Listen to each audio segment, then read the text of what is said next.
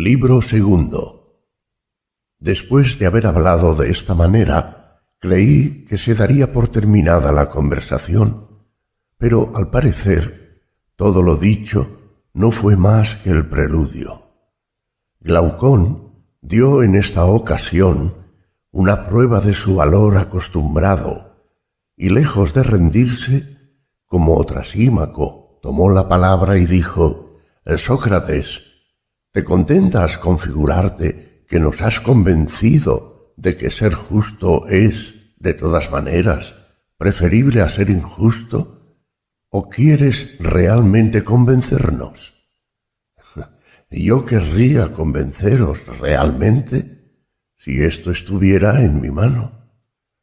Entonces, tú no haces lo que quieres, Sócrates, porque dime, ¿no hay una clase de bienes que deseamos y que buscamos por lo que ellos son, sin cuidarnos para nada de sus resultados, como la alegría y otros placeres puros y sin mezcla, aunque no producen consecuencia alguna duradera, sino el placer de gozar de ellos?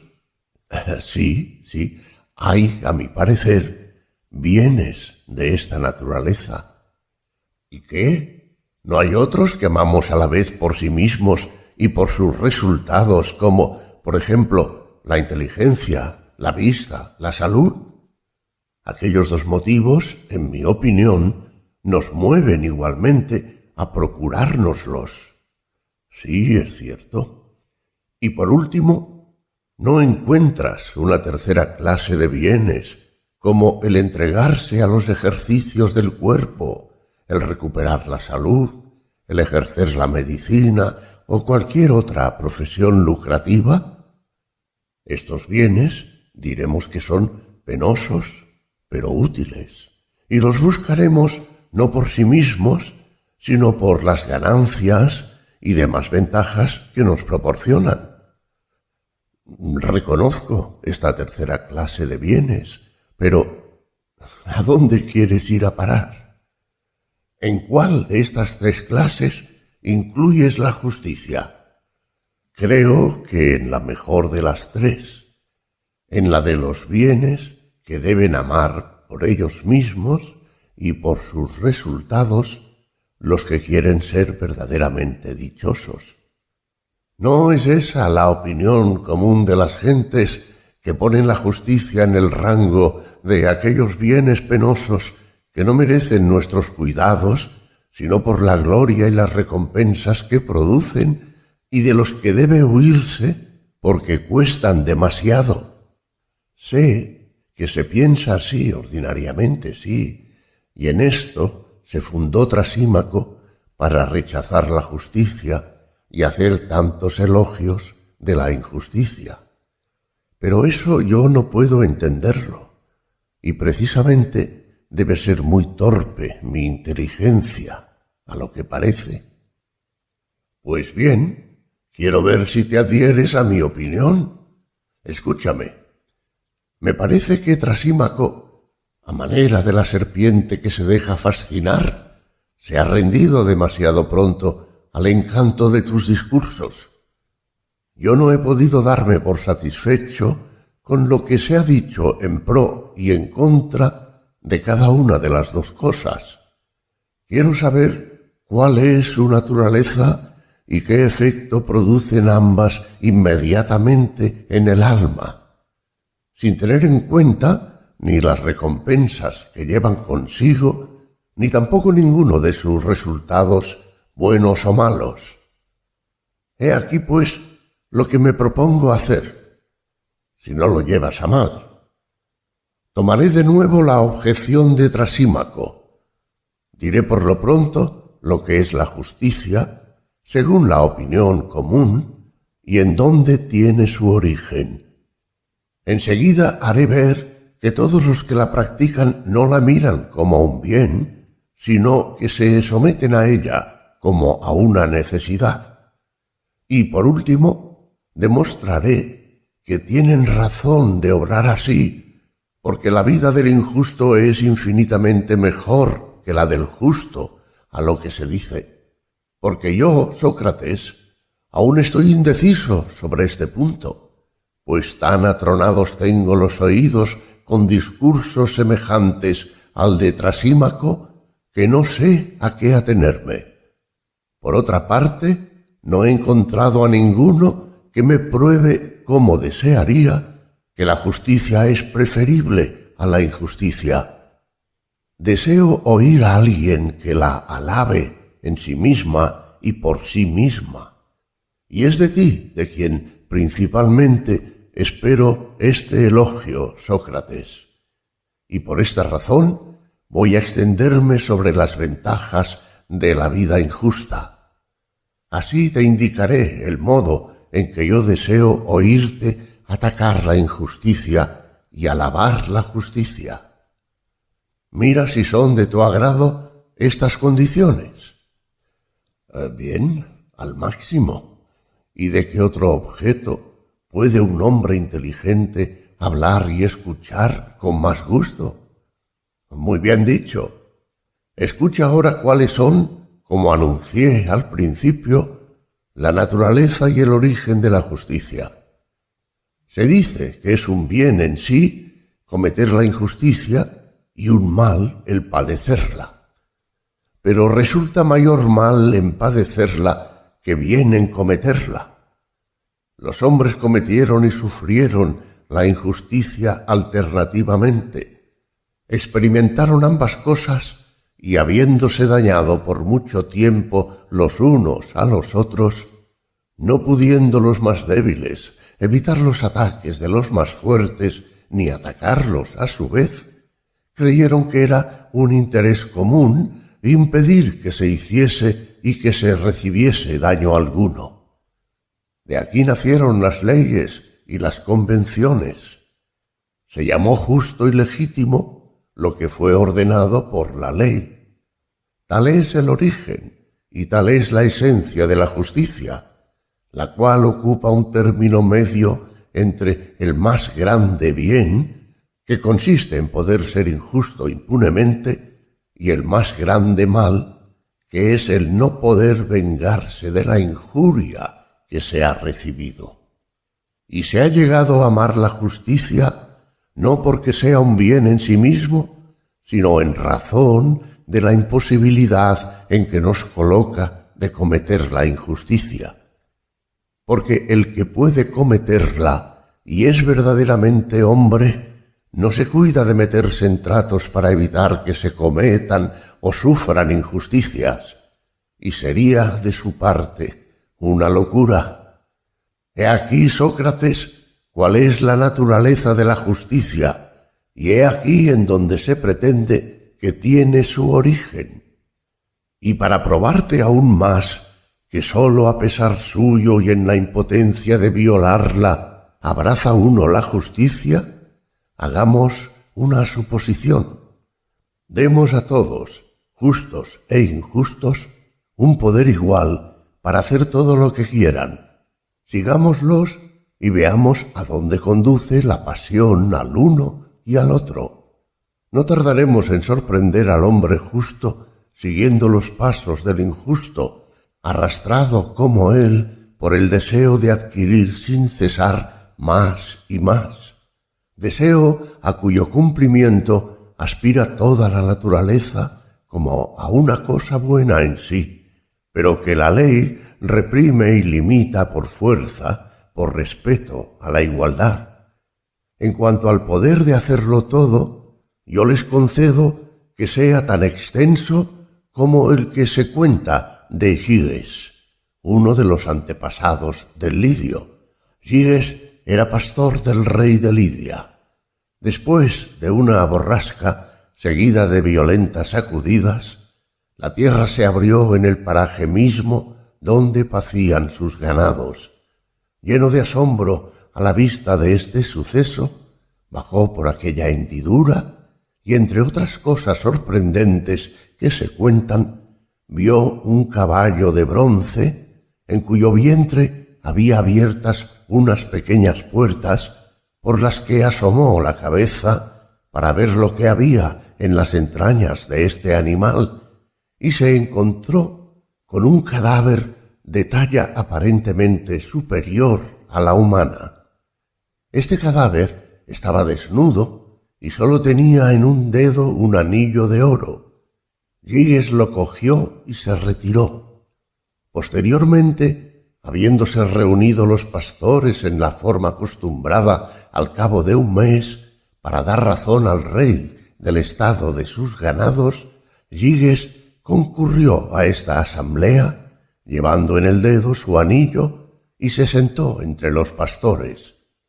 Sucedió que, habiéndose vuelto por casualidad la piedra preciosa de la sortija hacia el lado interior de la mano, en el momento Giges se hizo invisible, de suerte que se habló de él como si estuviera ausente.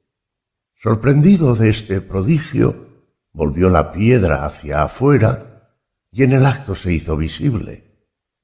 Habiendo observado esta virtud del anillo, quiso asegurarse repitiendo la experiencia, y otra vez ocurrió lo mismo. Al volver hacia adentro el engaste se hacía invisible. Cuando ponía la piedra por el lado de afuera, se volvía visible de nuevo. Seguro de su descubrimiento, se hizo incluir entre los pastores que habían de ir a dar cuenta al rey. Llega a palacio, corrompe a la reina y con su auxilio se deshace del rey y se apodera del trono. Ahora bien, si existiesen dos anillos de esta especie y se diesen uno a un hombre justo y otro a uno injusto, es opinión común que no se encontraría probablemente un hombre de un carácter bastante firme para perseverar en la justicia y para abstenerse de tocar los bienes ajenos, cuando impunemente podría arrancar de la plaza pública todo lo que quisiera, entrar en las casas, abusar de todas las personas, matar a unos, liberar de las cadenas a otros, y hacer todo lo que quisiera con un poder igual al de los dioses en medio de los mortales. En nada diferirían, pues, las conductas del uno y del otro. Ambos tenderían al mismo fin, y nada probaría mejor que ninguno es justo por voluntad, sino por necesidad, y que el serlo no es un bien para él personalmente, puesto que el hombre se hace injusto tan pronto como cree poderlo ser, sin temor. Y así, los partidarios de la injusticia concluirán de aquí que todo hombre cree en el fondo de su alma, y con razón, que es más ventajosa que la justicia, de suerte que si alguno, habiendo recibido un poder semejante, no quisiese hacer daño a nadie, ni tocara los bienes de otro, se le miraría como el más desgraciado y el más insensato de todos los hombres. Sin embargo, todos harían en público el elogio de su virtud, pero con intención de engañarse mutuamente y por el temor de experimentar ellos mismos alguna injusticia. Esto es lo que quería decir. Sentado eso, solo veo un medio de decidir con seguridad acerca de la condición de los dos hombres de que hablamos, y es el considerarles aparte el uno del otro en el más alto grado de justicia y de injusticia, si no imposible. ¿Y cómo hacer esa separación? No rebajemos al hombre injusto ninguna parte de la injusticia, ni al hombre justo ninguna parte de la justicia, y supongamos a ambos perfectos en el género de vida que han abrazado. Que el hombre malo actúe como los mejores artífices, semejante a esos pilotos hábiles o a esos grandes médicos que ven inmediatamente todo lo que puede su arte, que en el acto conocen lo que es posible y lo que es imposible, y que cuando han cometido una falta saben diestramente repararla. Que el hombre malo, digo, conduzca sus empresas injustas con tanta destreza que no se ponga en evidencia, porque si se deja sorprender y coger en falta, ya no es un hombre hábil. El gran mérito de la injusticia consiste en parecer justo sin serlo.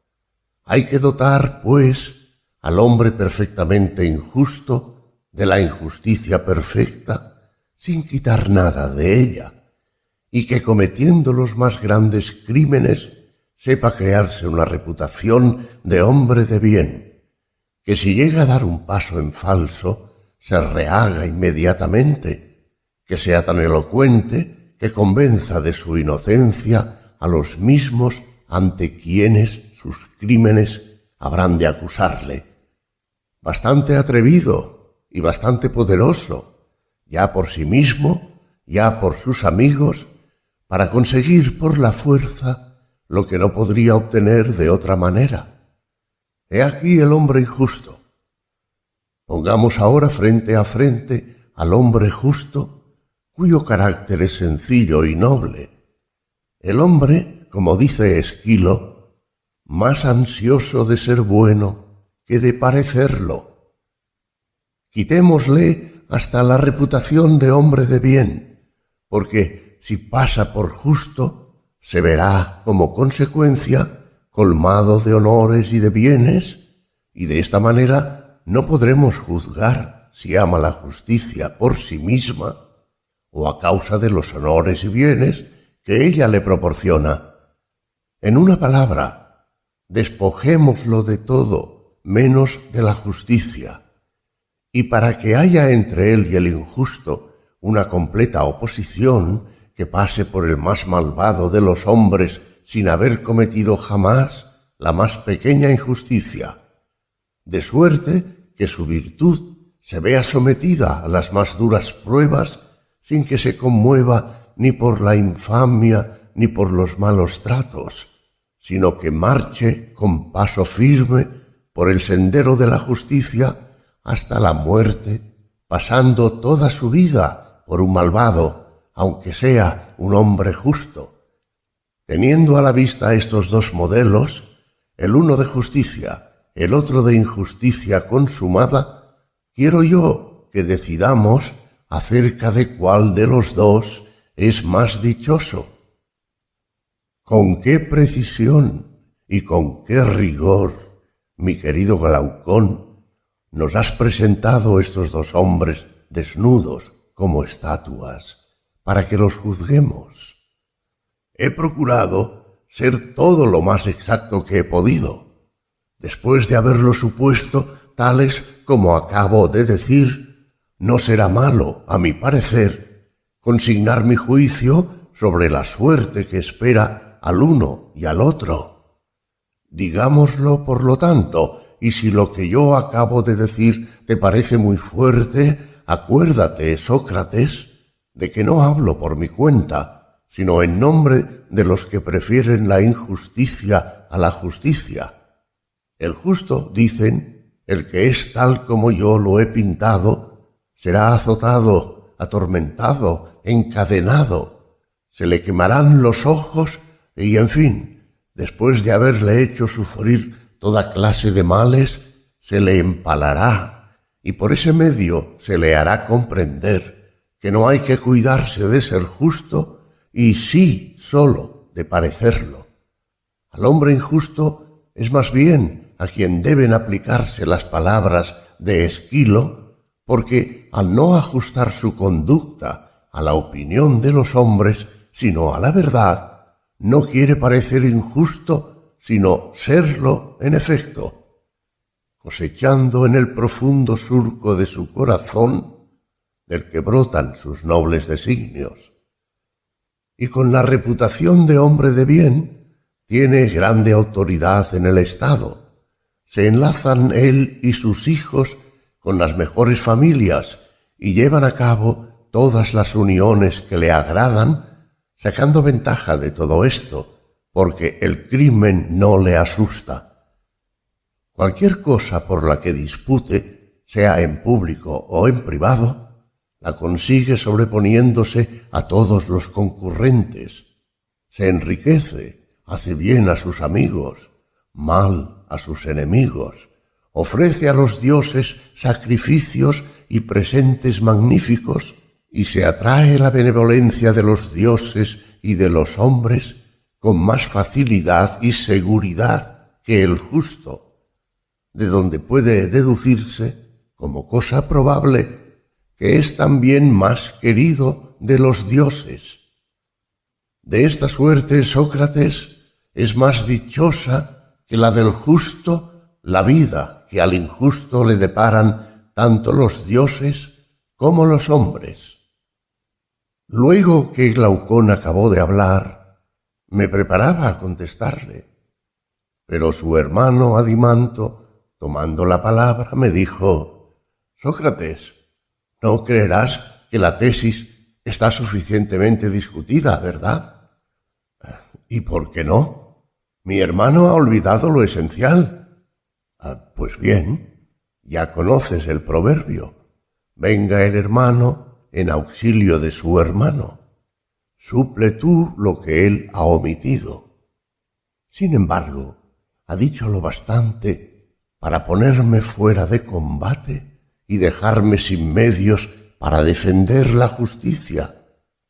Todos tus subterfugios son inútiles, Sócrates. Es preciso que me escuches a mí también. Voy a exponerte una tesis contraria a la suya, la tesis de los que toman el partido de la justicia contra la injusticia. Esta oposición hará más patente lo que Glaucón, a mi parecer, se ha propuesto mostrar. Los padres recomiendan la justicia a sus hijos y los maestros a sus discípulos. ¿Y lo hacen en vista de la justicia misma?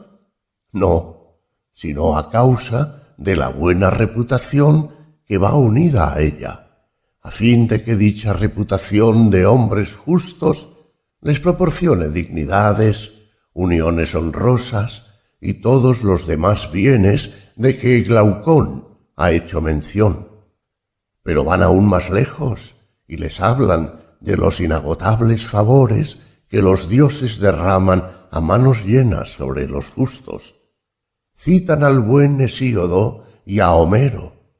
El primero dice que los dioses han hecho las encinas para los hombres justos y que para ellos su copa tiene bellotas y su tronco abejas, sus corderos sucumben bajo el peso de su vellón, y otras mil cosas semejantes. Y el segundo dice, de manera semejante: cuando un buen rey, imagen de los dioses, hace justicia a sus súbditos, para él la negra tierra de trigo y cebada, y los árboles se cargan de frutos, sus ganados se multiplican, y el mar le suministra pesca. Museo y su hijo van más allá y prometen a los justos recompensas mayores aún.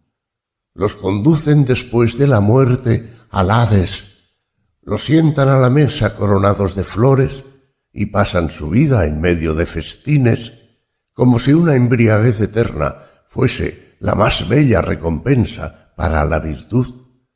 Según otros, estas recompensas no se limitan a sus personas. El hombre sano y fiel a sus semejantes revive en su posteridad, que se perpetúa de edad en edad. Tales o parecidos son los motivos que tienen para elogiar la justicia. A los malos y a los impíos, en cambio, los sumen en el cieno del Hades y los condenan a sacar agua con una criba.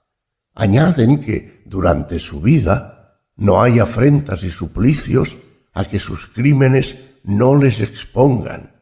Y todo lo que Glaucón ha dicho de los justos que pasa por injustos, lo dicen de los injustos.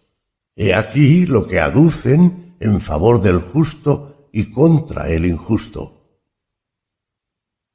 Escucha ahora, Sócrates, un lenguaje muy diferente sobre la justicia y la injusticia, lenguaje que el pueblo y los poetas tienen sin cesar en la boca.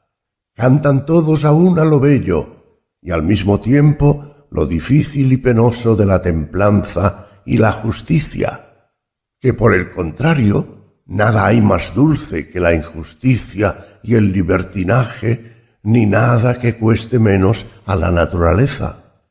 Que estas cosas sólo son vergonzosas en la opinión de los hombres, y porque la ley lo ha querido así, que las acciones injustas son más útiles que las justas, que la mayor parte de los hombres se inclinan a honrar sin escrúpulos, en público o en privado, y a mirar como dichoso al hombre malo que tiene riquezas y crédito, a menospreciar y vilipendiar al hombre justo si es débil e indigente, aunque convengan en que el justo es mejor que el malvado. Pero de todos estos razonamientos, los más extraños son los que se relacionan con los dioses y con la virtud. Los dioses, dicen, no tienen muchas veces para los hombres virtuosos más que males y desgracias, mientras que colman a los perversos de prosperidades. Por su parte, los sacrificadores y adivinos, asediando las casas de los ricos, les persuaden de que si ellos o sus antepasados han cometido alguna falta, pueden expiarla por medio de sacrificios y encantamientos, de fiestas y de juegos, en virtud del poder que los dioses les ha conferido. Si alguno tiene un enemigo al que quiere hacer daño, sea justo o injusto, lo cual importa poco, puede a poca costa hacerle mal, porque los tales sacrificadores y adivinos tienen ciertos secretos para atraerse el poder de los dioses y disponer de él a su gusto. Y todo esto lo comprueban valiéndose de la autoridad de los poetas, confiriendo a la maldad fácil acceso. Se marcha fácilmente por el camino del vicio. El camino es llano y cercano a cada uno de nosotros. Por el contrario, los dioses han puesto el sudor como condición de la virtud. Y el camino, en este caso, es largo y escarpado, y si quieren hacer ver que es fácil aplacar a los dioses, citan estos versos de Homero. Los dioses mismos se dejan aplacar por sacrificios y oraciones aduladoras, y cuando se les ha ofendido, se les aquieta con libaciones y con humo de grasa. En cuanto a los ritos de los sacrificios, producen una multitud de libros compuestos por Museo y Orfeo, que hacen descender al uno de las musas y al otro de la luna, y hacen creer falsamente no sólo a los particulares, sino a ciudades enteras, que por medio de víctimas y de juegos se pueden expiar las faltas de los vivos y de los muertos. Llaman purificaciones a los sacrificios instituidos para librarnos de los males de la otra vida, y sostienen que a los que no los practican les aguardan los más terribles tormentos. Todo eso, amigo Sócrates, es lo que se dice de la virtud y del vicio, así como de la estimación que hacen los dioses de una y otro. ¿Qué impresión, mi querido Sócrates, deberán causar semejantes razonamientos en el alma de un joven de felices condiciones y cuyo espíritu sea capaz, como Libando, de sacar consecuencias de todo lo que oye, tanto con relación a lo que él mismo debe ser, como al género de vida que debe abrazar para ser dichoso? No es probable que se diga a sí mismo aquello de Píndaro: ¿Subiré a la alta fortaleza por el camino de la justicia o marcharé por el torcido sendero del fraude? Para así vivir luego en ella atrincherado. Todo lo que oigo me hace creer que nada me acarreará ser justo si no adquiero la reputación de tal, salvo trabajos y penalidades. Se me asegura, por el contrario, que alcanzaré la suerte más dichosa si sé conciliar la injusticia con la reputación de hombre de bien. Yo debo atenerme a lo que me dicen los sabios, y puesto que afirman que la apariencia vence a la realidad y es dueña de la dicha, acepto resueltamente este camino. Vestiré formas exteriores de virtud y llevaré detrás de mí el zorro astuto y engañador del sabio Arquíloco. Si se me dice que es difícil al hombre malo ocultarse por mucho tiempo, responderé que todas las grandes empresas tienen sus dificultades y que, suceda lo que quiera, si deseo ser dichoso, no tengo otro camino a seguir que el trazado por los discursos que oigo. Por lo demás, para escapar de las pesquisas, se pueden organizar sectas y hermandades. Hay maestros que nos enseñarán el arte de seducir con discursos artificiosos al pueblo y a los jueces. Emplearemos la elocuencia y, a falta de ella, la fuerza para escapar al castigo de nuestros crímenes. Pero la fuerza y el engaño nada pueden contra los dioses, aunque si no hay dioses o si no se mezclan en las cosas de este mundo, ¿para qué preocuparse de engañarles? Si los hay y toman parte en los negocios humanos, solo sabemos de ellos de oídas y por los poetas que han escrito su genealogía. Y precisamente estos mismos poetas nos dicen que es posible aquietarlos y aplacar su cólera por medio de sacrificios, de votos y de ofrendas.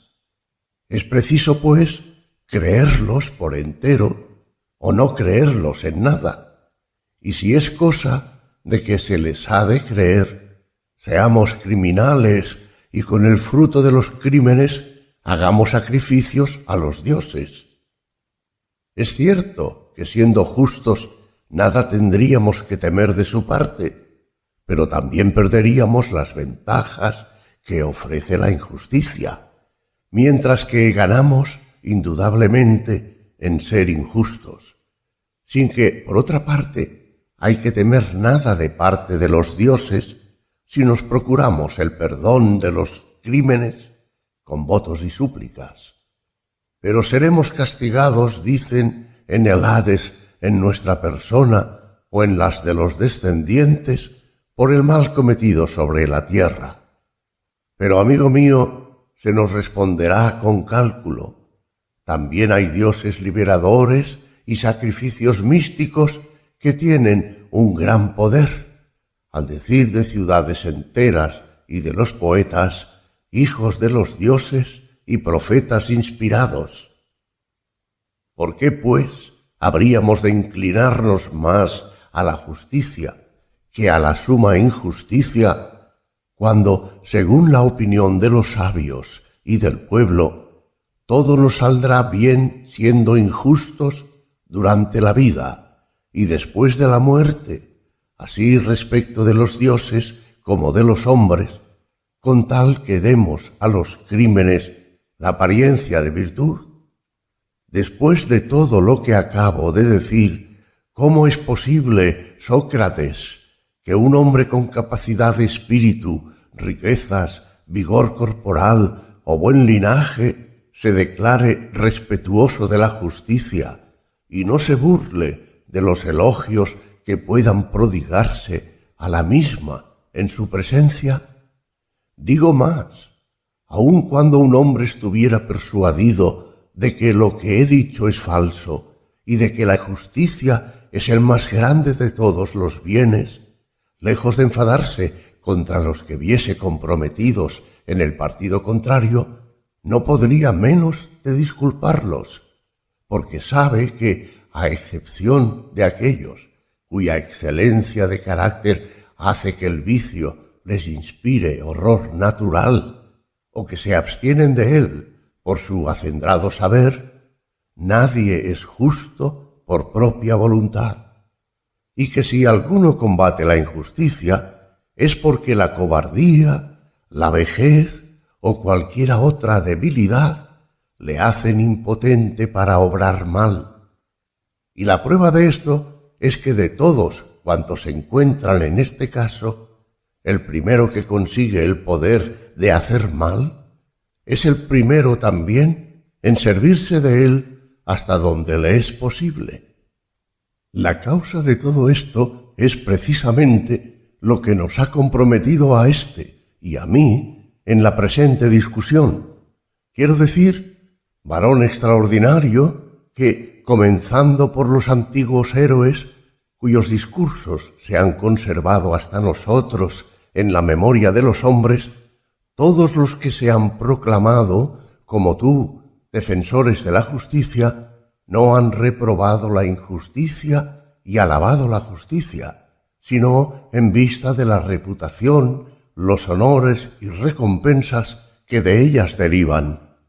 Nadie ha considerado la justicia y la injusticia tales como son en sí mismas, en el alma del justo y del injusto, ignoradas de los dioses y de los hombres, y nadie ha probado aún ni en prosa ni en verso que la injusticia sea el mayor mal del alma y la justicia su mayor bien, porque si os hubierais puesto de acuerdo para usar de este lenguaje desde el principio y desde la infancia, no hubierais inculcado esta verdad, en lugar de prevenirnos contra la injusticia de otro, cada uno de nosotros se pondría en guardia contra sí mismo y temería obrar injustamente por no convivir así con el mayor de los males. Trasímaco o cualquier otro ha podido decir sin duda a Sócrates tanto o más que yo sobre este objeto, confundiendo ciegamente, a mi parecer, la naturaleza de la justicia y de la injusticia. Respecto a mí, no te ocultaré que lo que me ha movido a extenderme en estas objeciones es el deseo de oír lo que me vas a responder. No te limites a probarnos que la justicia es preferible a la injusticia. Explícanos los efectos que ambas producen por sí mismas en quien las practica y qué hacen que la una sea un bien y la otra un mal. No tengas ningún miramiento con la opinión, como Glaucón te ha recomendado, porque si no te desprendes en ambos casos de la opinión verdadera y llegas en cambio a admitir la falsa, diremos que no alabas la justicia, sino que se opina de la justicia, que tampoco combates de la injusticia más que las apariencias, que nos aconsejas que seamos injustos con tal que sea en secreto y que convienes con Trasímaco en que la justicia es un bien, pero para los demás, útil al más fuerte y no al que la posee, y que, por el contrario, la injusticia, útil y ventajosa para quien la practica, sólo es dañosa al más débil, puesto que convienes en que la justicia es uno de estos bienes excelentes que se deben buscar por sus ventajas y aún más por sí mismos, como la vista, el oído, la inteligencia, la salud y los demás que son fecundos por su naturaleza, independientemente de la opinión de los hombres, alaba la justicia por lo que tiene en sí de ventajosa para el justo, y vitupera la injusticia por lo que tiene en sí de perjudicial para el injusto. Deja que los demás hagan esos elogios que se fundan en las recompensas y en la reputación. Podría yo, quizá, sufrir en la boca de cualquier otro esta manera de alabar la justicia y de reprender la injusticia por el renombre y las ganancias que acarrean, pero no podría perdonártelo a ti, a menos que así me lo mandases, teniendo en cuenta que la justicia ha sido hasta ahora el único objeto de tus reflexiones, y así no te contentes con demostrarnos que es mejor que la injusticia. Haznos ver cuáles son los efectos de una y otra por sí mismas, en virtud de que son por sí mismas la una un bien y la otra un mal, tengan o no conocimiento de ello los dioses y los hombres. Quedé agradablemente sorprendido al oír los discursos de Glaucón y de Adimanto. Nunca, como en esta ocasión, admiré tanto sus dotes naturales y les dije: hijos de un padre ilustre, con razón el amante de Glaucón comenzó la elegía que compuso para vosotros cuando os distinguisteis en la jornada de Mégara, diciendo: hijos de Aristón, linaje de una raza divina. Porque es preciso que haya en vosotros algo de divino, si después de lo que acabáis de decir en favor de la injusticia, no estuvierais persuadidos de que vale infinitamente más que la justicia. Pero no, en mi opinión, no estáis realmente persuadidos de tal cosa, porque vuestras costumbres y vuestra conducta me lo prueban bastante, aun cuando vuestros discursos me hicieran dudar. Y cuanto más profunda es mi convicción en este sentido, tanto más embarazado me veo sobre el partido que debo tomar. Por una parte, no sé cómo defender los intereses de la justicia. Esto es superior a mis fuerzas, y si lo creo así, es porque pensaba que había probado suficientemente contra Trasímaco que aquella es preferible a la injusticia. Y sin embargo, mis pruebas no os han satisfecho. Por otra parte, hacer traición a la causa de la justicia y sufrir que se la ataque delante de mí sin defenderla, mientras que me quede un soplo de vida y bastante fuerza para hablar, es lo que yo no puedo consentir sin incurrir en un crimen. Y así lo mejor será defenderla hasta donde pueda. En el momento, Glaucón y los demás me conjuraron a que emplease todas mis fuerzas en su defensa, y para que, en vez de dejar la discusión, indagara con ellos la naturaleza de la justicia y de la injusticia y lo que hay de real en las ventajas que se les atribuyen. Les dije que me parecía que la indagación en que querían empeñarse era muy espinosa y exigía un entendimiento muy claro. Así pues, añadí, puesto que no me parece que estemos muy dotados, he aquí de qué manera pienso proceder en esta indagación. Si se diese a leer a personas de vista corta letras en pequeños caracteres, y ellas supiesen que estas mismas letras se encuentran escritas en otro punto en caracteres gruesos, indudablemente sería para ellas una ventaja ir a leer las letras grandes y confrontarlas enseguida con las pequeñas para ver si eran las mismas. Sí, es cierto, dijo Adimanto, pero ¿qué relación tiene esto con la investigación sobre lo justo? Voy a decírtelo. No existe la justicia propia de un solo hombre y también la de un Estado entero. Sí, ciertamente, pero el Estado es más grande que el hombre particular. Sí, más grande. Por consiguiente, la justicia se mostrará en él con caracteres mayores y más fáciles de discernir. Y así indagaremos primero, si os parece, cuál es la naturaleza de la justicia en los estados. Enseguida la estudiaremos en cada particular, y comparando estas dos especies de la justicia, veremos la semejanza de la pequeña con la grande. Muy bien dicho.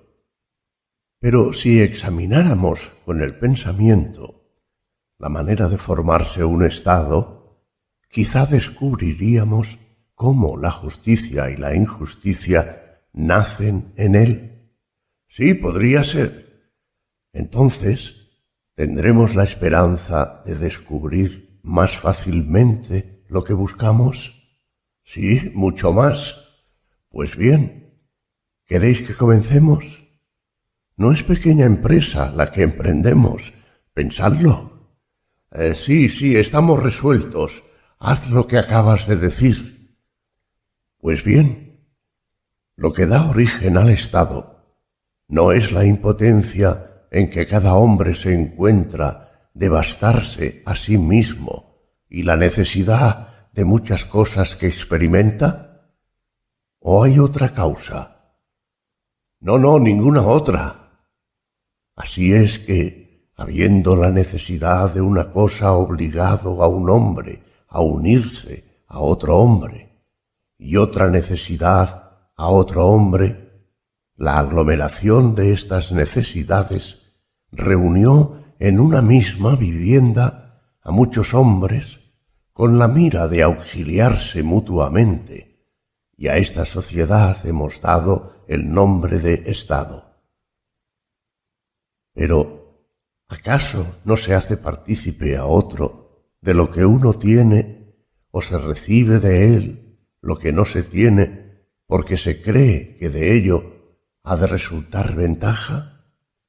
Sí, claro, sin duda. Construyamos, pues, un Estado con el pensamiento. Nuestras necesidades serán evidentemente su base. ¿Cómo no?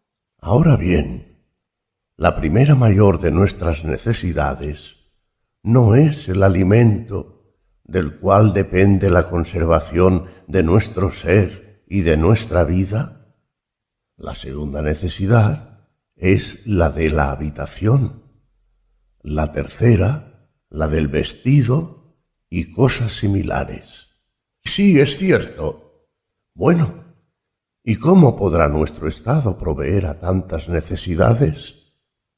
Será necesario para esto que uno sea labrador, otro constructor y otro tejedor. Añadiremos también un zapatero o cualquier otro artesano semejante. Todo Estado se compondrá, pues, esencialmente de 4 o 5 personas. Pero será preciso que cada uno ejerza en provecho de los demás el oficio que le es propio.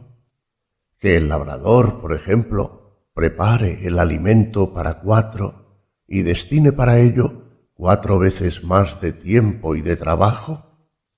¿O sería mejor que, sin cuidarse de los demás, emplease la 4ª parte del tiempo en preparar su alimento y las otras 3 partes en construir su casa y hacerse vestidos y calzados? Y Amianto contestó: me parece, Sócrates, que el primer procedimiento será más cómodo para él. No me extraña por Zeus, porque en el mismo momento de hablar se ha fijado mi pensamiento en que no todos nacemos con el mismo talento y que uno tiene más disposición para hacer una cosa y otro la tiene para otra. ¿No lo crees así? Lo creo. ¿Cómo irán mejor las cosas?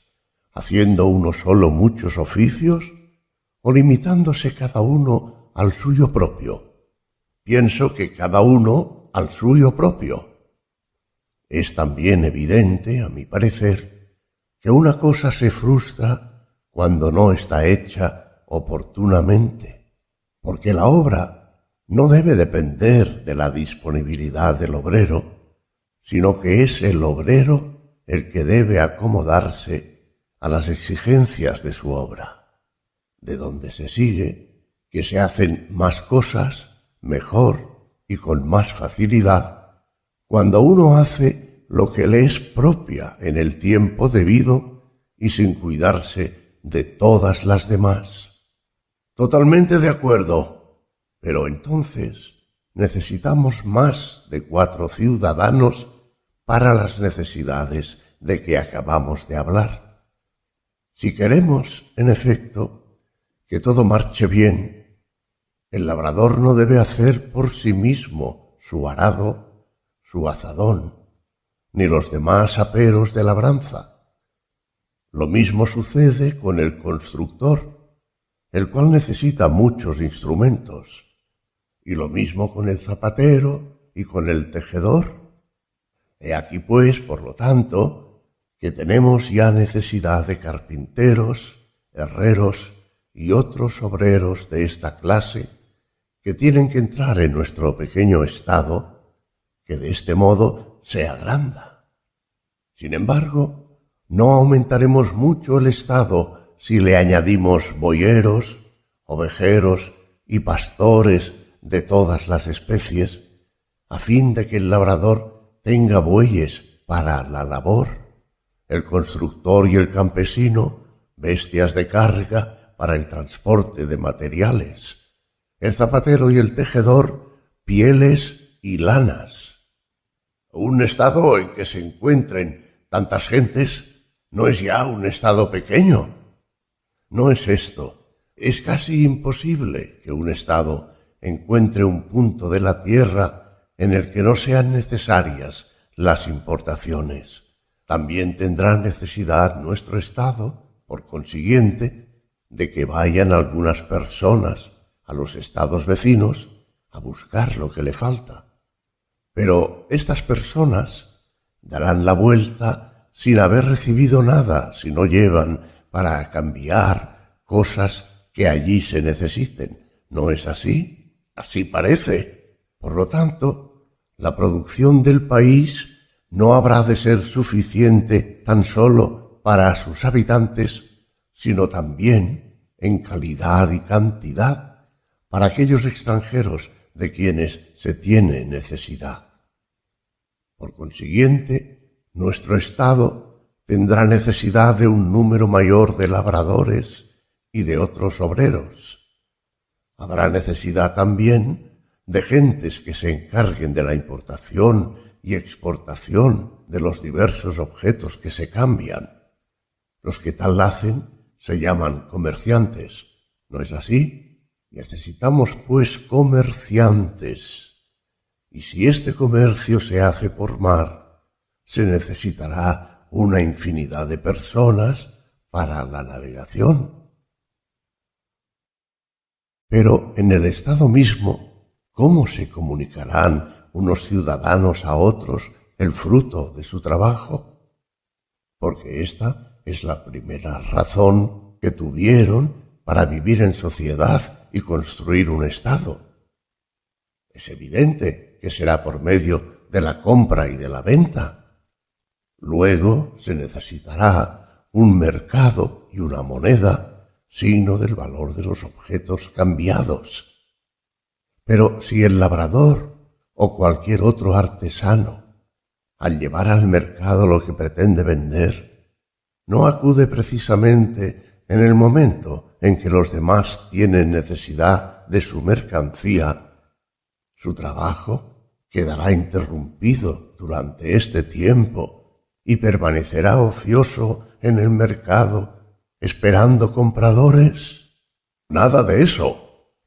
Hay gentes que se encargan de salvar este inconveniente de la espera, y en las ciudades bien administradas son de ordinario las personas débiles de cuerpo y que no pueden dedicarse a otros oficios. El suyo consiste en permanecer en el mercado y comprar a unos lo que llevan a vender para volverlo a vender a otros que quieren comprar. Es decir, que nuestra ciudad no puede pasar sin mercaderes. ¿No es este el nombre que se da a los que, permaneciendo en la plaza pública, no hacen más que comprar y vender, reservando el nombre de comerciantes para los que viajan y van de un estado a otro?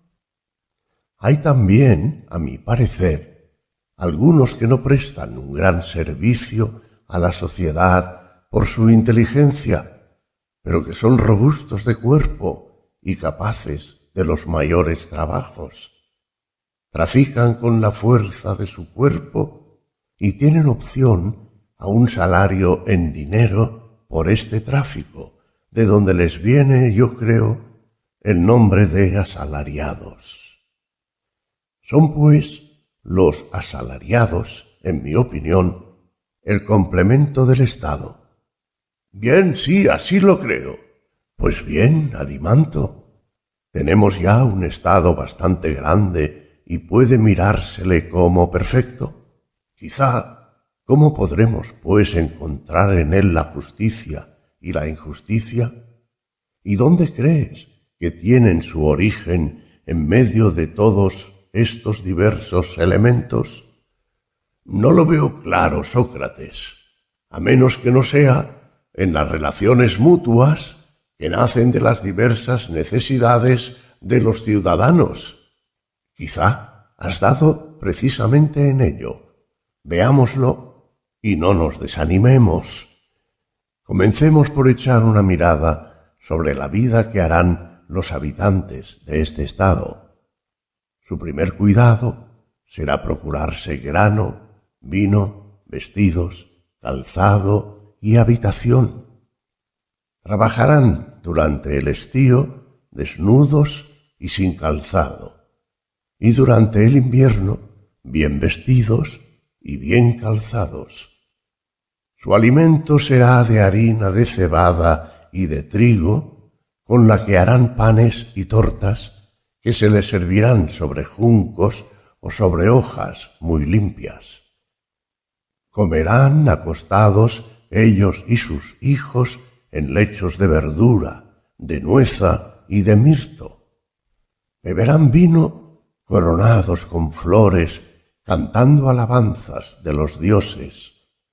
Juntos pasarán la vida agradablemente y, en fin, procurarán tener el número de hijos proporcionado al estado de su fortuna, para evitar las incomodidades de la pobreza o de la guerra.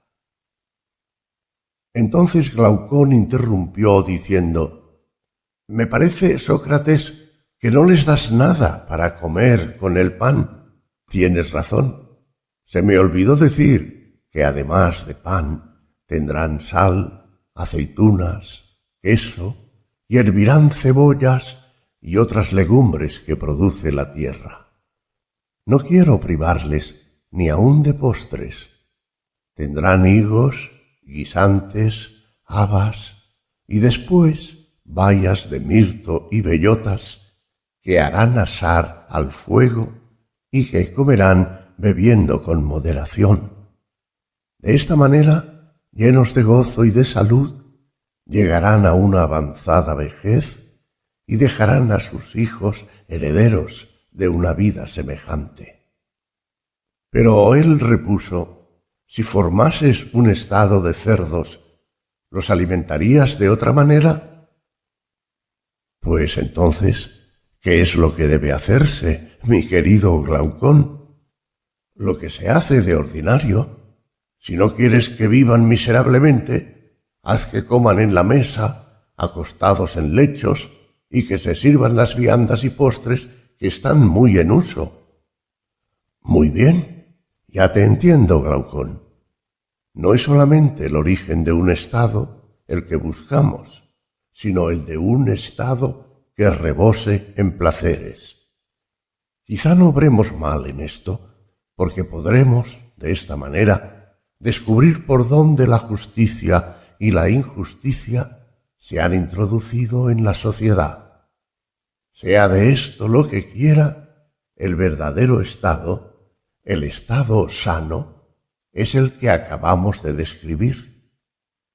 Si quieres ahora que echemos una mirada sobre el estado enfermo y lleno de humores, nada hay que nos lo impida. Es probable que muchos no se den por contentos con el género de vida sencilla que hemos prescrito. Añadirán camas, mesas, muebles de todas especies, viandas bien condimentadas, perfumes, sahumerios, cortesanas y golosinas de todas clases y con profusión. No será preciso incluir sencillamente en el rango de las cosas necesarias esas de que hemos hablado antes, habitación, ropa y calzado, sino que, yendo más adelante, se contará con la pintura y el bordado. Habrá necesidad del oro, del marfil y de otras materias preciosas de todas clases. El estado sano, de que hablé al principio, va a resultar demasiado pequeño. Será preciso agrandarlo y hacer entrar en él una multitud de gentes que el lujo, no la necesidad, ha introducido en los estados, como los cazadores de todos los géneros y aquellos cuyo arte consiste en la imitación mediante figuras, colores o sonidos. Además, los poetas, con todo su cortejo, los rapsodas, los actores, los danzantes, los empresarios, también fabricantes de artículos de todos los géneros, sobre todo los que trabajan para las mujeres. También precisaremos de nuevos servidores. ¿No crees que harán falta ayos y ayas, nodrizas y camareras, peluqueros, pinches, cocineros y hasta porquerizos? En el primer estado no había que pensar en todas estas cosas, pero en este, ¿cómo es posible pasar sin ellas? Lo mismo que sin toda esa clase de animales destinados a regalar el gusto de los gastrónomos. En efecto, ¿cómo no? Pero con este género de vida, los médicos no se hacen más necesarios que antes, mucho más. Y el país que bastaba antes para el sostenimiento de sus habitantes no será desde este momento demasiado pequeño. Es cierto.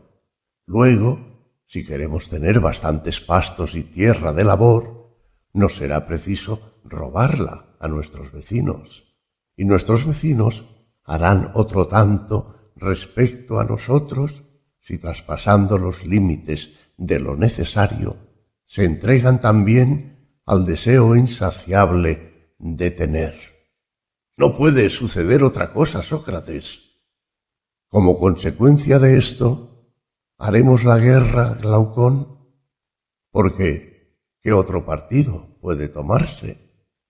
No hablemos aún de los bienes y de los males que la guerra lleva consigo. Digamos solamente que hemos descubierto su origen en aquello que, cuando se produce, origina los mayores males para los estados y para los particulares. Ahora es preciso, querido amigo, dar cabida en nuestro estado a un numeroso ejército que pueda ir al encuentro del enemigo y defender el estado y todo lo que posee de las invasiones del mismo. Pues que no podrán los ciudadanos mismos atacar y defenderse. No, si el principio en que hemos convenido, cuando formamos el plan de un Estado, es verdadero.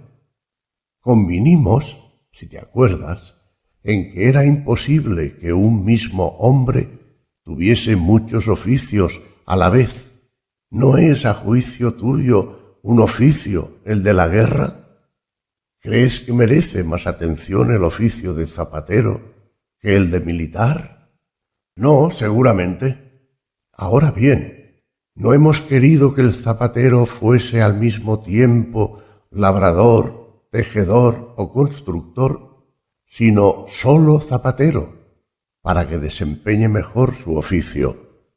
Al mismo tiempo, hemos asignado a los demás artesanos una sola tarea, la más adecuada a sus aptitudes, sin permitirle a ninguno mezclarse en el oficio de otro, ni tener durante su vida otra ocupación que la perfección del suyo. ¿No crees que también el oficio de las armas es de la mayor importancia? ¿O que es tan fácil de aprender que un labrador, un zapatero o cualquier otro artesano pueda al mismo tiempo ser guerrero y que, en cambio, no es posible ser buen jugador de dados o de chaquete si uno no se ejercita desde joven o cuando solo se juega a intervalos? Y basta con coger un broquel o cualquiera otra arma para estar en condiciones de pelear enseguida como hoplita o en cualquier otra arma, siendo así que en vano se cogerían en la mano instrumentos de cualquier otro arte, creyendo con esto hacerse artesano o atleta, puesto que de nada servirán no teniendo un conocimiento exacto de cada arte y no habiéndose ejercitado en ellas por mucho tiempo. Si así fuese, todo el mérito de un artesano estaría en los instrumentos de su arte. Por consiguiente, cuanto más importante es el cargo de estos guardianes del Estado, tanto más han de estar exentos de otras actividades y dedicarse a la suya con competencia y celo. Lo creo así, pero no se necesita disposición natural para desempeñar semejante cargo. A nosotros, pues, nos corresponde escoger, si podemos, entre los diferentes caracteres, los que son más propios para la guardia del Estado. Difícil cosa es, por Zeus. Sin embargo, no hay que desanimarse. Caminemos hasta donde nuestras fuerzas lo permitan. ¿Encuentras que hay diferencia entre las cualidades de guardián de un joven noble y las de un perro de raza? ¿Qué quieres decir? Quiero decir que ambos deben tener un sentido fino para descubrir al enemigo, actividad para perseguirle y fuerza para pelear después de haberle alcanzado. Y bravura también para combatir bien, ¿cómo no? Pero un caballo, un perro o cualquier otro animal puede ser valiente si no es fogoso. ¿No has observado que fogosidad es algo indomable que hace al alma intrépida e incapaz de retroceder ante el peligro? Sí, lo he observado. Tales son, pues, las cualidades corporales que debe tener un guardián, así como también cierta tendencia a la fogosidad respecto al alma. Pero, mi querido Glaucón, si ellos son tales como acabas de decir, ¿no serán feroces los unos para con los otros, así como respecto a los demás ciudadanos? Es muy difícil que no lo sean, por Zeus. Sin embargo, es preciso que sean suaves para con sus conciudadanos y que guarden toda su ferocidad para los enemigos. De no obrar así, no habrá que esperar que otros los aniquilen, porque no tardarán en destruirse los unos a los otros. Entonces, ¿qué partido deberá tomarse? ¿Dónde encontraremos un carácter que sea a la vez dulce y fogoso? Al parecer, una de estas cualidades destruye la otra, Y como no se puede ser buen guardián del Estado si falta una de ellas, y como tenerlas ambas parece cosa imposible, se infiere de aquí que en ninguna parte se encuentra un buen guardián. Me temo que así es. Después de haber dudado por algún tiempo y reflexionado sobre lo que acabábamos de decir, continué: mi querido amigo, si nos vemos en este conflicto, nos está bien merecido por habernos separado del ejemplo que pusimos antes. ¿No hemos reflexionado que efectivamente se encuentran esos caracteres que hemos tenido por quiméricos y que reúnen estas dos cualidades opuestas? Se observan estos caracteres en diferentes animales y sobre todo en el que tomamos por ejemplo. ¿Sabes que el carácter de los perros de buena raza consiste en que no hay animales más mansos con la familia y con los que conocen, y todo lo contrario con los de fuera? La cosa es, por lo tanto, posible. Cuando queremos un guardián de este carácter, no exigimos, pues, nada que sea contra naturaleza. ¿No crees que le falta aún algo más a nuestro guardián y que además de fogoso conviene que sea naturalmente filósofo? ¿Cómo? No te entiendo. Es fácil observar también este instinto en el perro y en este concepto es muy digno de nuestra admiración. ¿De qué instinto hablas?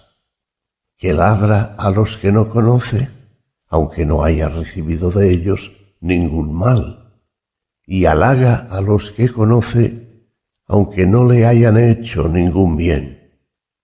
¿No has admirado este instinto en el perro? Pues no he fijado hasta ahora mi atención en este punto, pero lo que dices es exacto.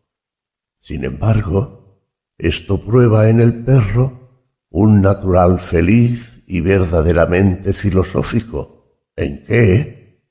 En que no distingue al amigo del enemigo, sino porque conoce al uno y no conoce al otro.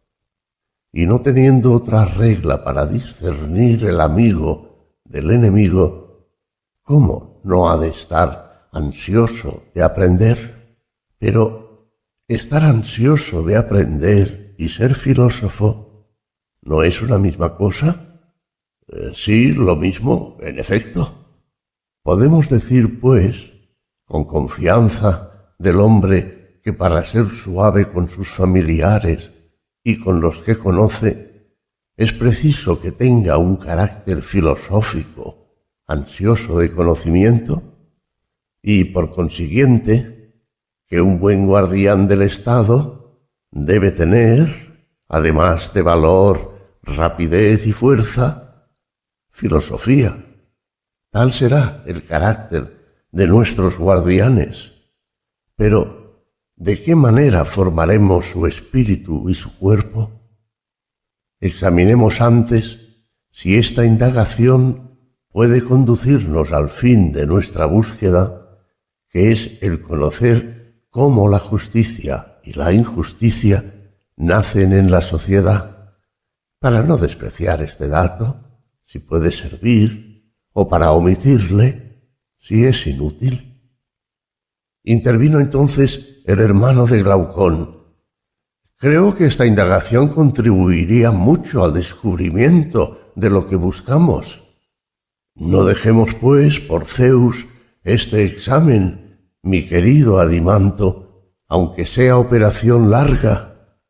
Formemos, pues, a nuestros hombres como si tuviéramos tiempo para narrar cuentos.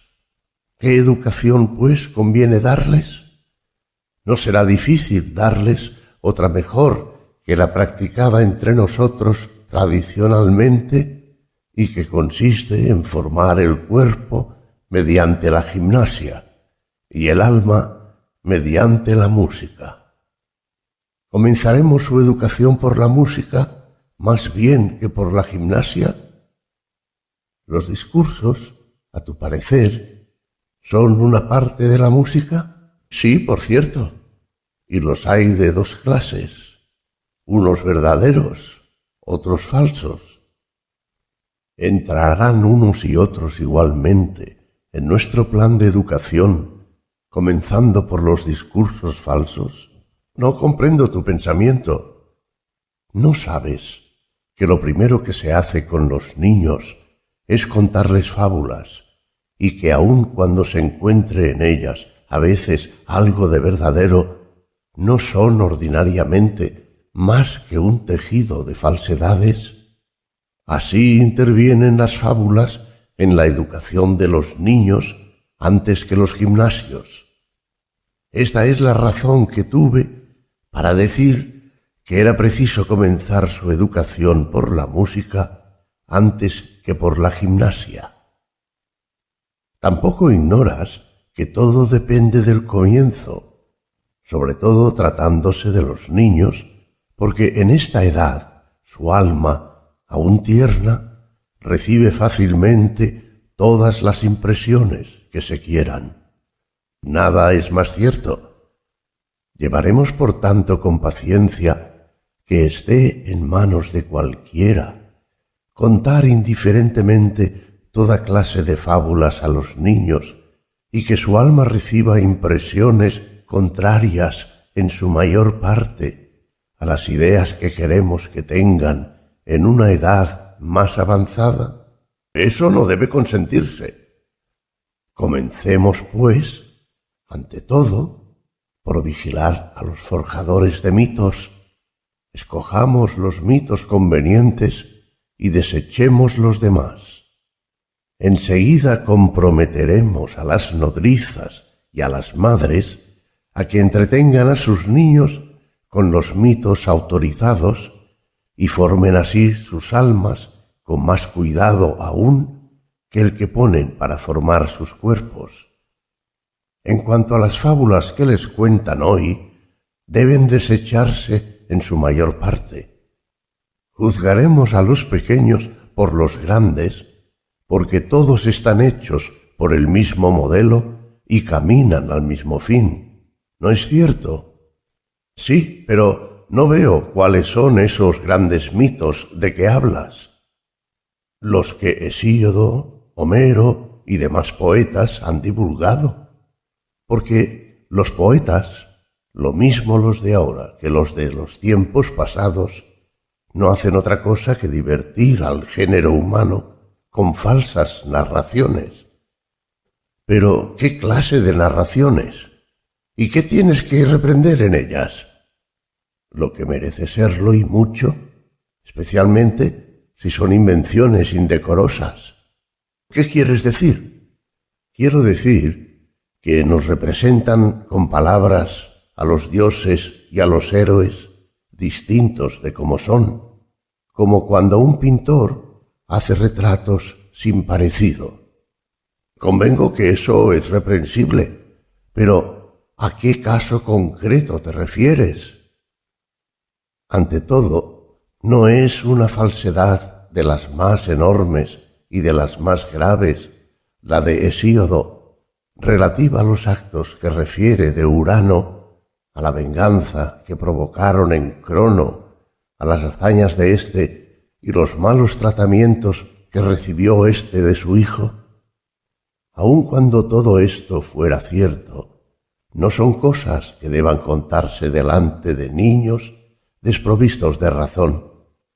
Es preciso condenarlas al silencio, o si se ha de hablar de ellas, solo debe hacerse en secreto delante de un corto número de oyentes, con prohibición expresa de revelar nada y después de haberles hecho inmolar no un puerco, sino una víctima preciosa y rara, a fin de limitar el número de los iniciados. Sin duda, porque semejantes historias son peligrosas. Por lo mismo, no deben oírse nunca en nuestro estado. No quiero que se diga en presencia de un joven que, cometiendo los más grandes crímenes y hasta vengándose cruelmente de su mismo padre por las injurias que de él hubiera recibido, no hará nada de extraordinario ni nada de que los primeros y más grandes dioses no hayan dado el ejemplo. No, por Zeus, no me parece tampoco que tales cosas puedan decirse. Y si queremos que los defensores de nuestra república tengan horror a las disensiones y discordias, tampoco les hablaremos de los combates de los dioses ni de los lazos que se tendían unos a otros. Además de que no es cierto todo esto, menos aún les daremos a conocer, ni por medio de narraciones, ni de pinturas o de tapicerías, las guerras de los gigantes y todas las querellas que han tenido los dioses y los héroes con sus parientes y sus amigos.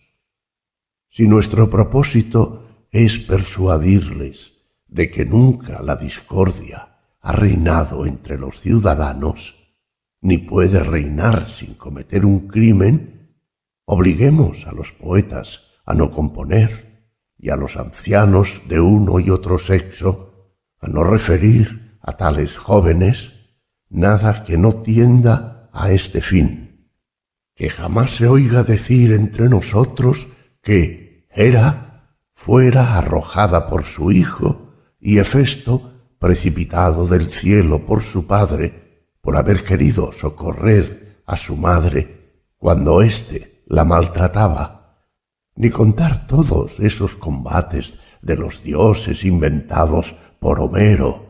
Haya o no alegorías ocultas en el fondo de estos relatos, porque un niño no es capaz de discernir lo que es alegórico de lo que no lo es, y todo lo que se imprime en el espíritu en esta edad deja rastros que el tiempo no puede borrar.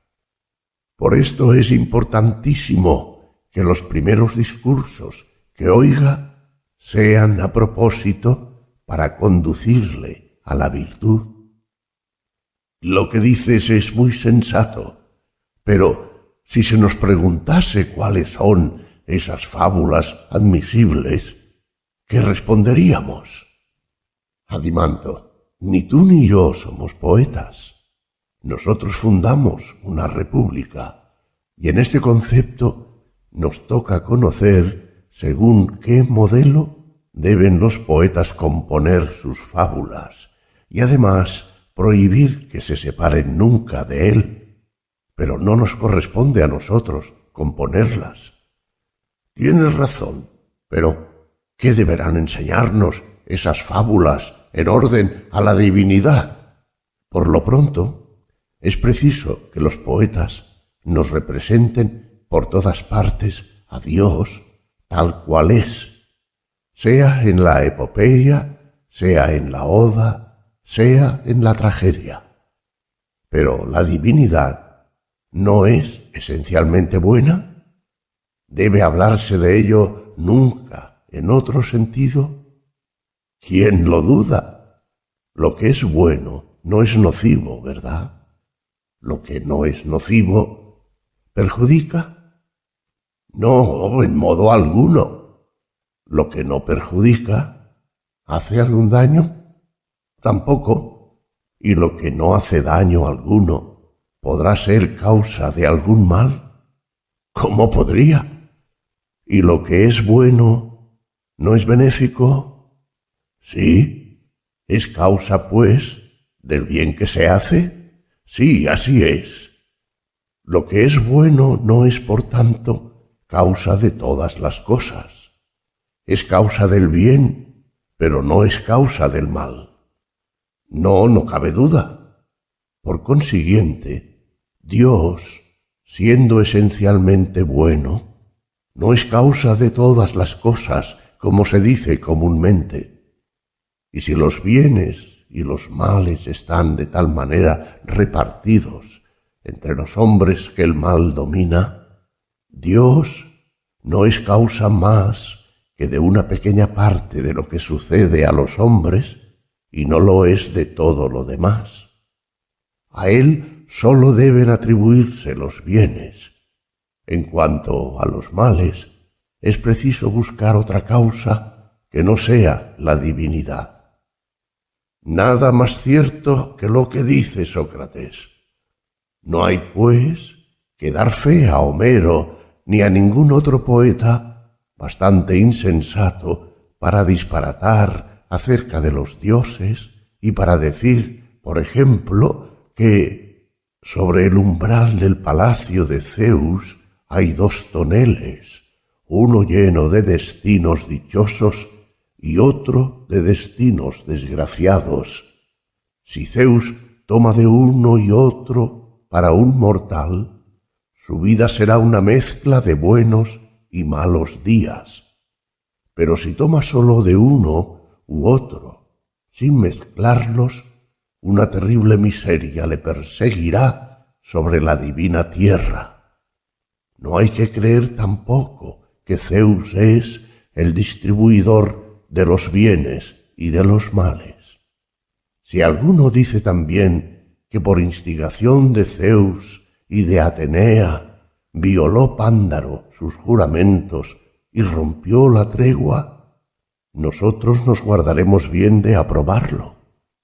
Lo mismo digo de la querella de los dioses provocada por Temis y por Zeus, y de estos versos de Esquilo que no consentiríamos que se dijeran delante de nuestra juventud. La divinidad hace crecer la culpa entre los hombres cuando quiere arruinar una familia totalmente. Y si alguno canta en ambos, como estos, las desgracias de Níobe, de las Pelópidas o de Troya, no le dejaremos decir que estas desgracias son obra divina, sino, como antes dijimos, que si Dios es el autor, no ha hecho nada que no sea justo y bueno, y que este castigo se ha convertido en provecho de los mismos que lo han recibido. Lo que no debe permitirse decir a ningún poeta es que aquellos a quienes Dios castiga son desgraciados. Digan en buena hora que los malos son dignos de compasión por la necesidad que han tenido del castigo, y que las penas que Dios les envía son un bien para ellos. Y cuando alguno diga delante de nosotros que Dios, que es bueno, ha causado mal a alguno, nos opondremos con todas nuestras fuerzas si queremos que nuestra república esté bien gobernada. Y no permitiremos ni a los viejos ni a los jóvenes decir ni escuchar semejantes discursos, estén en verso o en prosa, porque son injuriosos a Dios, inconvenientes al Estado e inconsistentes. Me agrada esta ley y suscribo con gusto su establecimiento.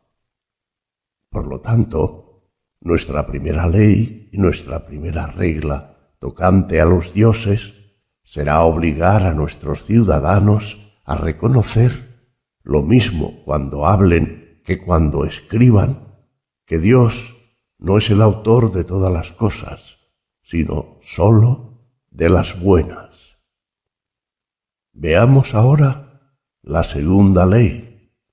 ¿Qué dices de la misma?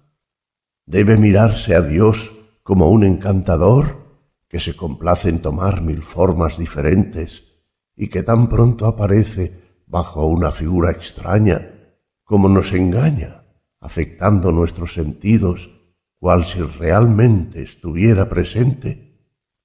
¿No es más bien un ser simple y entre todos los seres el menos capaz de mudar de forma? En este momento no sé aún qué responderte. Pues qué, cuando alguno abandona su forma natural, ¿no es necesario que ese cambio venga de él mismo o de otro? Sí, pero las cosas mejor constituidas no son las que están menos expuestas a cambios, procedentes de causas extrañas? Por ejemplo, los cuerpos sufren la acción del alimento, la bebida y el trabajo. Lo primero sucede con las plantas con relación a los vientos, al ardor del sol y a otros trastornos similares. Pues bien, no son los más sanos y robustos, los menos expuestos a la alteración, y el alma no es tanto menos alterada y turbada por los accidentes exteriores, cuanto más enérgica e inteligente. Por la misma razón, los artefactos que son producto de la mano del hombre, los utensilios, los edificios, los vestidos, resisten al tiempo y a todo lo que puede destruirlos en la proporción en que están bien trabajados y formados de buenos materiales. En general, todo lo que es perfecto, ya nazca su perfección de la naturaleza, ya del arte o de ambos, está muy poco expuesto a cambios por efectos de una causa extraña. Pero Dios, así como todo lo que pertenece a su naturaleza, es perfecto. Luego, considerado Dios desde este punto de vista, de ninguna manera es susceptible de adoptar muchas formas. ¿Recibirá el cambio y la alteración de sí mismo? Es evidente que si tuviera lugar algún cambio en Dios, no podría venir de otra parte. Pero este cambio se verificaría para mejorar y embellecerse o para empeorar y desfigurarse, necesariamente para empeorar, si es que se altera, porque no supondremos que a Dios falte ningún grado de belleza ni de virtud. Y sentado esto, ¿crees, Adimanto, que nadie, sea hombre o Dios, tome de suyo una forma peor en algún sentido que la suya? Eso es imposible. Luego es imposible que Dios quiera cambiar. Y cada uno de los dioses, muy bueno y muy bello por naturaleza, conserva siempre la forma que le es propia. Me parece que las cosas no pueden suceder de otra manera. Por consiguiente, amigo, que ningún poeta venga diciéndonos que los dioses, disfrazados bajo formas extrañas, andan por todas partes, de ciudad en ciudad, y tampoco que vengan divulgando falsedades con motivo de la metamorfosis de Proteo y de Tetis. Que no se nos presente en la tragedia o en cualquier otro poema a Hera bajo la figura de sacerdotisa mendigando para los hijos benéficos del río Ínaco de Argos, y que no nos cuenten mentiras de esta naturaleza, que las madres, ilusionadas con estas ficciones poéticas, no amedrenten a sus hijos, haciéndoles creer falsamente que los dioses van a todas partes, porque eso es a la vez blasfemar contra los dioses y hacer a sus hijos cobardes y tímidos. Es preciso que se abstengan de hacer cosas semejantes, pero quizá los dioses, no pudiendo mudar de figura, pueden por lo menos influir sobre nuestros sentidos y hacernos creer en estos cambios por medio de prestigios y encantamientos. Eso podría suceder.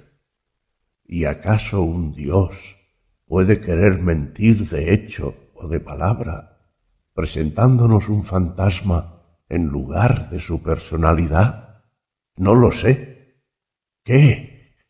¿No sabes que la verdadera mentira, si puede decirse así, es igualmente detestada por los hombres que por los dioses? ¿Qué entiendes por eso? Entiendo que nadie quiere acoger la mentira en la parte más noble de sí mismo, sobre todo con relación a las cosas de la mayor importancia. Por el contrario, no hay cosa que más se tema. ¿Crees que digo algo demasiado sublime? Lo que digo es que nadie quiere ser ni haber sido engañado en su alma tocante a la naturaleza de las cosas, y que no hay nada que más temamos y más detestemos que abrigar la ignorancia y la mentira en nosotros mismos. La mentira, hablando con propiedad, es la ignorancia que afecta el alma del que es engañado, porque la mentira en las palabras no es más que una expresión del sentimiento que el alma experimenta. No es una mentira pura, sino un fantasma hijo del error. La verdadera mentira es, por lo tanto, igualmente detestada por los hombres que por los dioses. Pero, ¿qué decir de la mentira de las palabras? ¿No hay circunstancias en que la mentira de palabra pierde lo que tiene de odioso porque se hace útil? ¿No tiene su utilidad cuando, por ejemplo, se sirve uno de ella para engañar a su enemigo y lo mismo a su amigo, a quien el furor y la demencia arrastran a cometer una acción mala en sí? ¿No es en este caso la mentira un remedio que se emplea para separarle de su designio? Y aun en lo tocante a la mitología de la que estábamos hablando, la ignorancia es que estamos en punto a los hechos antiguos. No nos autoriza para acudir a la mentira que hacemos útil, dándole el colorido que la aproxime más a la verdad. Pero, ¿cuál de estas razones puede ser la mentira útil a Dios? La ignorancia de lo que ha pasado en tiempos lejanos le obligaría a disfrazar la mentira o a mentir bajo las apariencias de lo verosímil. Eso sería ridículo. Luego Dios no es un poeta embustero, no lo creo. ¿Mentiría por temor a sus enemigos? Nada de eso. ¿O a causa de sus amigos furiosos o insensatos? Pero los furiosos y los insensatos no son amados por los dioses. Luego, ninguna razón obliga a Dios a mentir. No. Luego, todo lo que es espiritual y divino es enemigo de la mentira. Totalmente. Dios, por tanto, es esencialmente recto y veraz en sus palabras y en sus acciones. No muda de forma, ni puede engañar a los demás, ni mediante fantasmas, ni mediante discursos, ni valiéndose de signos, sea durante el día y la vigilia, sea durante la noche y en sus sueños. Apruebas, por consiguiente, nuestra segunda ley que prohíbe hablar y escribir respecto a los dioses como si fueran encantadores que toman diferentes formas y que intentan engañarnos con sus discursos y sus acciones? Sí, la apruebo. Por tanto, aunque haya en Homero muchas cosas dignas de alabanza, nunca aprobaremos el pasaje en que refiere que Zeus envió un sueño a Agamenón, ni el pasaje de Esquilo, donde hace decir a Tetis que Apolo, cantando en sus bodas, celebró su feliz descendencia. Que mis hijos, libres de enfermedades, tendrían larga vida. Me había anunciado una suerte protegida por los dioses con el canto de un peón que me colmó de alegría. Que la mentira pudiera salir de la boca divina de Febo, que pronuncia tantos oráculos, yo no lo temía. Pero este Dios, que cantó y asistió a mis bodas, que me había prometido tanto, es Él mismo, el asesino de mi hijo. Siempre que alguno hable de los dioses de esta manera, lo rechazaremos con indignación. No consentiremos tampoco tales discursos en bocas de los maestros encargados de la educación de los jóvenes, si queremos que los guardianes guarden el respeto a los dioses hasta hacerlos semejantes a ellos en cuanto lo consiente la debilidad humana. Yo apruebo todas estas reglas y soy de opinión que todas ellas deben convertirse en leyes.